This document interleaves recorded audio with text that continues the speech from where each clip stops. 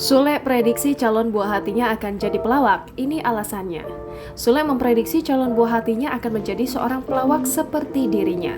Bukan tanpa sebab, hal tersebut ia perkirakan lantaran sang istri Natalie Holscher melakukan hal lucu di masa kehamilannya.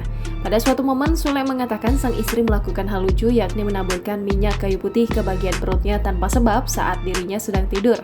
Tak masalah bagi Sule apabila Natalie hanya meneteskan 1 atau 2 tetes ke perutnya. Tetapi Sule mengaku Natalie meneteskan minyak kayu putih sampai banyak hingga meluber ke area organ intimnya.